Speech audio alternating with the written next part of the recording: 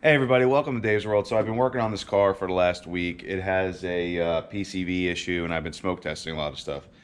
When I do smoke testing, I don't like taking things apart because something you take apart could be leaking and it might throw you off. So I got to thinking and I installed my boost gauge adapter into the car, and I'm using the boost gauge adapter to feed smoke through so I could check for leaks. The boost gauge adapter installs behind the throttle body. What I'm going to do with this video is show how I installed it, and then I'm going to take footage from another boost gauge install and put it together, because the old footage that I have installing the rest of the gauge and is pretty much still relevant. Nothing's changed. You still need the same powers and grounds. The fuse box locations don't change. Feeding the line through the firewall doesn't change.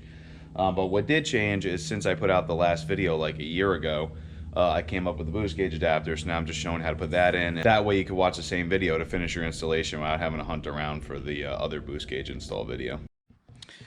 So the boost gauge adapter goes right here on this line, right behind the throttle body. It's really easy to get off. Okay, so what I'm gonna do is take this little flathead, I'm gonna stick it right under the little green tab and lift up on the tab, and that'll release the line.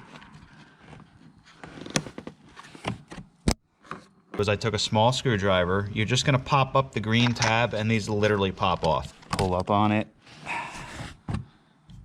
and then just release the line.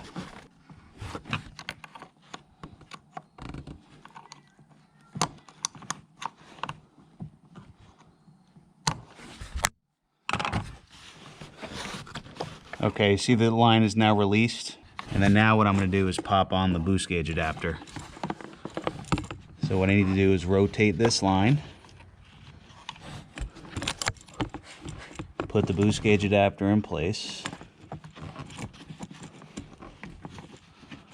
and then pop the boost gauge adapter right on where the line was. Okay, I got it. So you have to basically pop it on and then slide the green clip down so it locks. But now the boost gauge adapter is installed. This is the coolant overflow tank. The way you get this off is you're gonna pull this clip, and then you want to get this out of the way. So I'm going to show you how to do that real quick.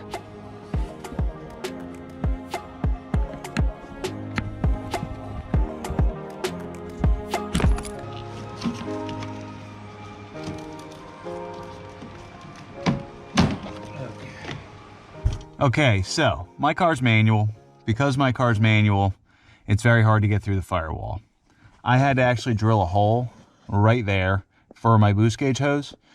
All I did was make it bigger so I could fit the boost gauge hose and the wires for the air-fuel ratio gauge through the same hole, because I knew that spot was safe.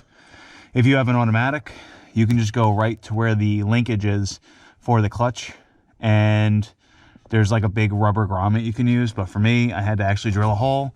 There are other places through the firewall you can go, but I used this one previously and it's worked great so far.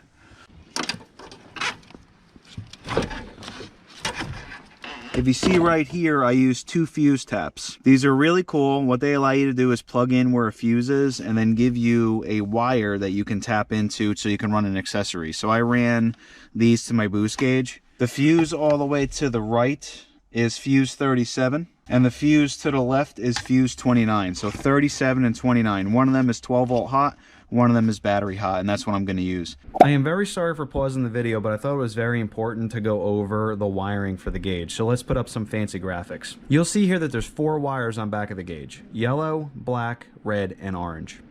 In the next scene, I will show you where I grounded the boost gauge, but for right now, let's focus on the power side of things. The yellow wire is battery hot. That's going to go straight to one of the fuses. The other thing I did was I tied the orange and the red wire together. What this does is power the gauge and also actuate the dimmer. The gauge itself is actually pretty bright during the day, and at night it's really bright. It's almost like having a flashlight in your face. Even with the dimmer on, it's still a pretty bright gauge. So what I did is tie them together, and I just tied that into the fuse tap and plugged it into the fuse panel. Now what I'll do is play the video and show you how I grounded the gauge. The gauge is pretty simple. There's a panel right here that comes off. I grounded the gauge right here on this piece of metal. You can see it in front of the light. It's right here. And then you can see the wires with the hose coming up through the air duct to where the gauge is.